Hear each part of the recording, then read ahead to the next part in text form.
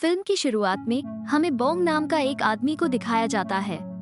Bong खाना पकाने में बहुत ही टैलेंटेड है और ब्लू हाउस का सबसे यंग शेफ है।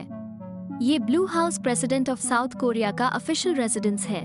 उस शाम बोंग को पता चलता है कि हाउस में चाइनीज एम्बेसडर के लिए एक डिनर पार्टी रखा गया है। एम्बेसडर खाने में मछली के कांटे को लेकर बहुत ही सेंसिटिव है, इसलिए बोंग को बिना कांटे वाली एक स्वादिष्ट मछली का डिश बनाने का ऑर्डर दिया जाता है। बोंग उनके कहने पर खाना बनाना शुरू कर देता है।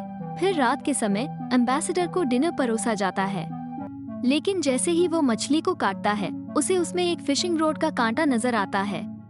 ये घटना बोंग को बहुत मुश्किल में डाल देता है और कई गार्ड उसे खोजने में लग जाते हैं। इसके बाद 2 पुलिस ऑफिसर बोंग को ढूंढते हुए उसके अपार्टमेंट में आते हैं।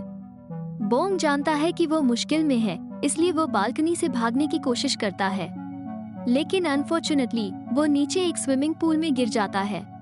किसी कारण से वो पानी की गहराई में गिरता चला जाता है। तब एक महिला उसकी ओर तैरती हुई आती है और उसके होठों पर किस करती है। जब बोंग जागता है तो वो खुद को एक अजीब बिस्तर और एक अननोन कमरे में पाता है। उसको लगता है कि कुछ गड़बड़ है और वो तुरंत मिरर के पास जाता है। जब खुद को देखता है तो पूरा चौंक जाता है कि वो एक लड़की बन गया है। उसको लगता है कि वो गिरने के कारण पक्का कोई सपना देख रहा होगा। क्या हो रहा है ये जानने के लिए बोंग कमरे से बाहर निकलता है, लेकिन बाहर दर्जनों महिलाएं मिलती हैं और उसे झुक के योर हाइनेस कहती हैं। इससे चौंक कर बोंग बाहर की ओर दौड़ता है, लेकिन उसे अचानक उसके टांगों के बीच में ठंडा महसूस होता है। तब बोंग को पता चलता है कि उसने अपना पीपी खो दिया है। वो शुरू में सोचता है कि उसे एक जेंडर चेंज ऑपरेशन में फंसा लिया गया है, लेकिन जब वो अपने आसपास अच्छे से देखता है तो उसे पता चलता है कि उसने किसी तरह पास्ट में टाइम ट्रैवल कर लिया है। इस कारण वो सदमे में चला जाता है और अंत में महल में वापस आ जाता है। अगले दिन बोंग जागती है और एक नौकरानी से पूछती है कि वो एक्चुअली में कौन है। ये पता चलता है कि वो 1851 में जोसियन डायनेस्टी के टाइम पे आ गई है और वो अब एक राजकुमारी किम सो योंग के शरीर के अंदर रहती है। मामले को और बदतर बनाने के लिए बोंग को पता चलता है कि वो कुछ ही दिनों में राजा से शादी करने और रानी बनने वाली है। नौकरानी यह भी बताती है कि एक अननोन एक्सीडेंट के बाद वो झील पर तैरती हुई मिली थी। ये सुनकर बोंग को लगता है कि उसकी और किम की आत्माएं बदल गई होंगी और घर वापसी का टिकट झील से ही जुड़ा है।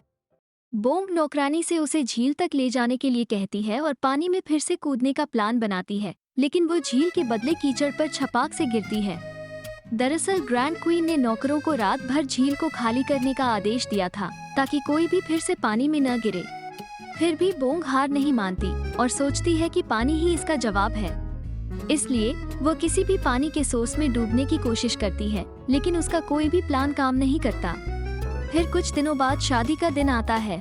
बोंग राजवंश के रीति रिवाजों को नहीं जानती, लेकिन अपनी दासियों की मदद से शादी की रस्में पूरी कर लेती है। उस रात बोंग, जो अब एक रानी है, उसे राजा के साथ सोने के लिए उसके कमरे में इनवाइट किया जाता है। वो इस सिचुएशन से बहुत डर जाती है और राजा के बेहोश हो जाने के उम्मीद में उसे खूब शराब पिलाने लगती है। लकीली राजा सो गया, तब जाकर बोंग के जान में जान आई। अगले दिन उसे कुछ खाने को परोसा जाता है, लेकिन ऐसा गीला गीला खाना देख के कहती है कि ये किसका उल्टी ले आए हो, जाओ मेरे लिए नूडल्स लेके आओ।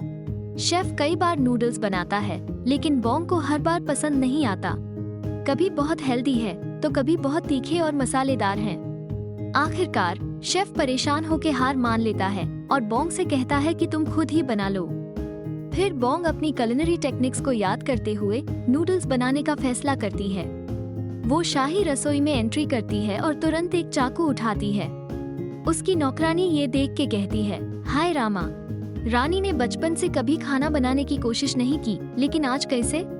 पक्का ये गड़बड़ कर देंगी। फिर बोंग सब्जियों को बड़ी तेजी से काटना शुरू कर देती है।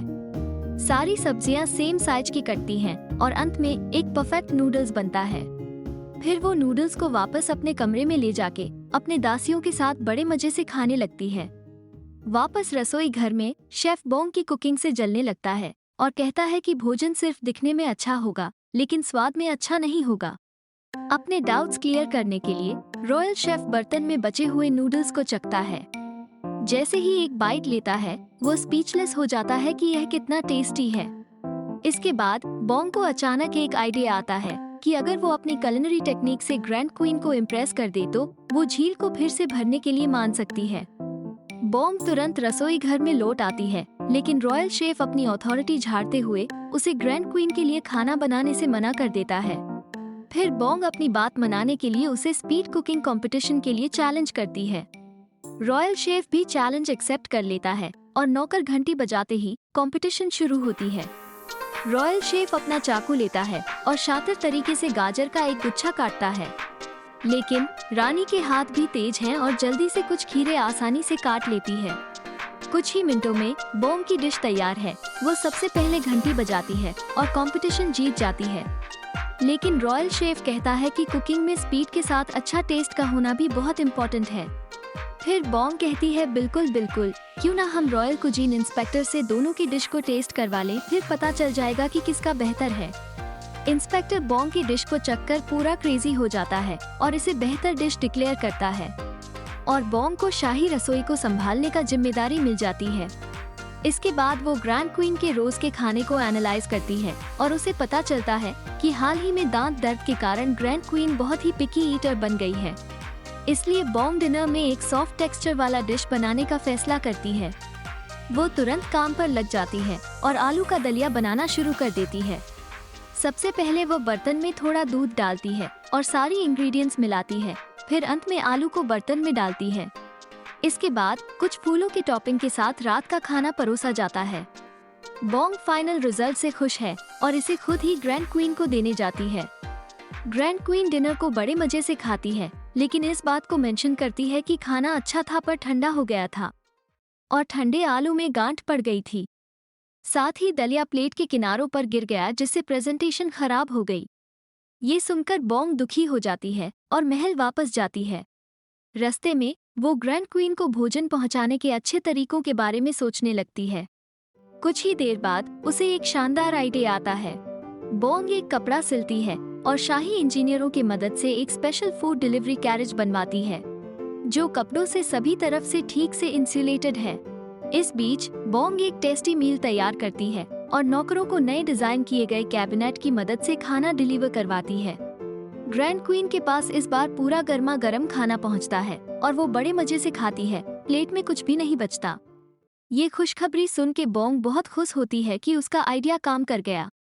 फिर कुछ दिनों बाद राजा एक बहुत बड़ी शाही दावत का आयोजन करता है और पूरे देश से बड़ी बड़ी हस्तियों को इनवाइट करता है। लेकिन दुर्भाग्य से दावत के दिन रसोइया बीमार हो जाते हैं और शाही रसोई में स्टाफ की कमी हो जाती है। बॉन्ग ने इसे नोटिस किया और मदद करने का फैसला किया। वो दावत से बाहर निकलकर रसोई घर में आती है। उसे पता चलता है कि पेंट्री में इंग्रेडिएंट्स कम हैं। अब इतने कम इंग्रेडिएंट्स के कारण बॉन्ग के पास क्रिएटिव होने के अलावा कोई चारा नहीं है। वो आलू का एक सिंपल लेकिन अनोखा आइटम तैयार करती है। वो आलू को छीलकर एक छड़ी के चारों ओर लपेटती है और इसे डीप फ्राई करती है, जिससे ये क्रंची हो जाता है। शुरू में गेस्ट इसे देखकर मुंह लटका लेते हैं, क्योंकि वे शाही खाना जैसा कुछ उम्मीद कर रहे थे। लेकिन जैसे ही वे उस यूनिक डिश को खाते हैं, उनकी आंखें तो मानो खुशी से चमक जाती हैं। उन्होंने ऐसा डिश कभी भी नहीं खाया था। बॉन्ग की दूसरी डिश थोड़ी मुश्किल है, क्योंकि रसोई घर में मीट नहीं है। वो क्रिएटिव तरीके से बीन्स और टमाटर का उपयोग करके वेज बर्गर बनाती है। बॉन्ग अपने आविष्कार से खुश है और इसका नाम मैकडोनाल्डो रखती है, जो मॉडर्न मैकडॉनल्ड से इंस्पायर्ड है। और आलू वाली डिश की तरह ये भी बिल्कुल हिट है। सारे मेहमान मुंह में पानी लाने वाली इस आइटम को बड़े चाव से खाते हैं। लास्ट में डेजर्ट के लिए बॉन्ग क्लासिक जेली की मिठाई बनाती है। वो जेली स्टिक्स पर स्पेशल मैसेज भी लिखती है। इसे फॉर्चून जेली कहती है, क्योंकि मिठाई खाने के बाद आपको अपना फॉर्चून पढ़ने को मिलता है। मेहमान क्लासिक जेली का मजा लेते हैं और अपने फॉर्चून को पढ़ के बड़े खुश होते हैं। इसके बाद ग्रैंड क्वीन बॉन्ग के कुकिंग स्किल से इम्प्रेस होके उसे अपनी इच्छा अनुसार कुछ भी मांगने को कहती है। तब बॉन्ग झट से झील को फिर से भरने के लिए कहती है। ग्रैंड क्वीन उसके रिक्वेस्ट को मान लेती है और नौकरों को काम शुरू करने का आदेश देती है। लेकिन प्रॉब्लम ये है कि यहाँ कोई टेक्नोलॉजी नहीं है, इसलिए नौकर केवल लकड़ी की बाल्टियों से ही पानी झील में डाल सकते हैं। यह मेथड बहुत ही स्लो है और बॉन्ग इससे परेशान होकर एक नया तरीका लेकर आती है। वो सभी नौकरों को एक बड़ा लाइन बनाने और बाल्टी एक दूसरे को पास करने को कहती है। लोग इस सिस्टम से खुश हैं क्योंकि यह काम को आसान और तेज बनाता है। वे सभी काम जारी रखते हैं और बोंग इस पे नजर रखती है। कई दिन बीत जाते हैं लेकिन झील अभी तक बिल्कुल भी नहीं भरा है। बोंग जल्द ही इंतजार करते करते थक जाती है और हार मान लेती है। फिर एक दिन लकीली जोर से बारिश होने लगती है। इसे देख के बोंग बहुत ही खुश होती है और बारिश के नीचे खुशी से नाचने लगती है। कुछ घंटों बाद झील भर जाता है और बोंग किनारे पे जाकर झील में कूद जाती है और पानी के भीतर डूब जाती है, ठीक वैसे ही जैसे उसने फिल्म की शुरुआत में किया था। जब बोंग जागता है तो वो खुद को एक हॉस्पिटल में देखकर चौंक जाता है और देखता है कि एक ऑफिसर उसके बेड से कुछ मीटर दूर सो रहा है। वो चुपचाप बाहर निकलने की कोशिश करता है, लेकिन ऑफिसर जाग जाता है और तेजी से उसका पीछा करता है। बोंग उससे बचकर निकल जाता है, लेकिन 2 और ऑफिसर्स आ जाते हैं और उसे घेर लेते हैं। फिर वह एक ऊंची प्लेटफॉर्म से कूद जाता है और दौड़ते हुए वह एक पब्लिक लाइब्रेरी में चला जाता है। वहां उसे एक हिस्ट्री बुक मिलता है जिसमें जोसेन डायनेस्टी के बारे में एक पब्लिकेशन मिलती है और वो मुस्कुराता है, जानते हुए कि अब वो इतिहास का एक हिस्सा बन गया है। लेकिन जल्दी ही ऑफिसर्स लाइब्रेरी में पहुंच जाते हैं। बोंग फिर से भागने की कोशिश करता है, लेकिन ऑफिसर्स समझाते हैं कि वे उसे गिरफ्तार करने नहीं आए हैं। ये पता चलता है कि उसके टाइम ट्रैवल करने से प्रेजेंट में बदलाव हो गया है। जोसेन एरा में जाने के बाद अब वो पुलिस से बच के नहीं भाग रहा है, बल्कि वे वहां उसे बचाने के लिए हैं। क्योंकि बोंग अब एक इन्फॉर्मर है और एक हाई रैंकिंग ऑफिसर के करप्शन का खुलासा कर चुका है। बोंग तुरंत पास के कंप्यूटर पर जाता है और यह सब कंफर्म करने के लिए इंटरनेट पर सर्च करता है। जल्दी ही उसको पता चलता है कि वे सच कह रहे हैं, क्योंकि इतिहास और वर्तमान दुनिया सचमुच बदल गई हैं।